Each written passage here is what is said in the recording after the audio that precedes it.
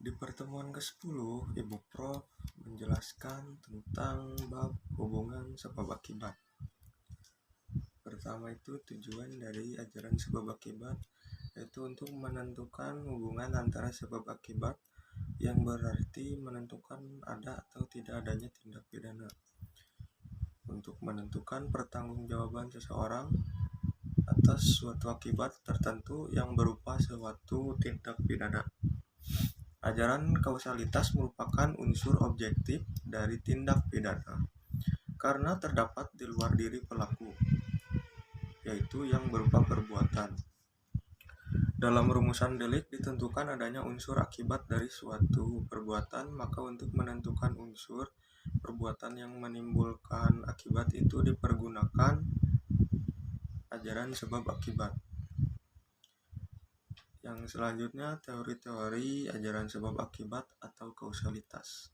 Yang pertama teori conditio sine qua non atau teori ekivalensi atau teori syarat mutlak. Berdingungs teori berasal dari von Bury atau dari negara Jerman.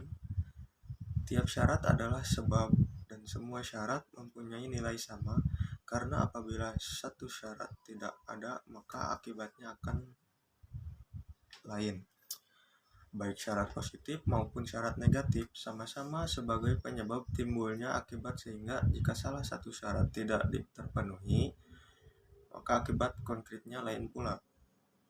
Lalu kebaikan teori ini adalah mudah diterapkan tetapi menimbulkan masalah karena terlalu luas lingkup berlakunya pertanggungan jawaban pidana. Kesulitan teori ini adalah terlalu membentang ke belakang sehingga tanpa batas. Yang selanjutnya ada teori individualisasi, mengadakan pembatasan antara syarat dengan sebab secara pandangan khusus. Mengindividualisasi yaitu secara konkret mengenai perkara tertentu saja dengan mengambil pendapat sesudah kejadian atau post factum atau in concreto. Dalam menentukan akibat dari sebab dilihat dari rangkaian syarat itu dilihat sendiri-sendiri. Tokoh penganut teori individualisasi adalah Brinkmeyer dan Binding. Lalu ada teori generalisasi, yaitu teori ini melihat peristiwa sebelum kejadian, antefaktum atau in abstracto, yaitu serentetan syarat yang merupakan perbuatan manusia dapat menjadi akibat dari suatu peristiwa, yaitu dilihat dari perhitungan yang layak atau pengalaman hidup yang umum terjadi. Menurut teori ini harus dicari sebab yang sama atau adekuat untuk dapat menimbulkan akibat yang sebenarnya. Oleh karena itu, teori ini disebut teori adekuat.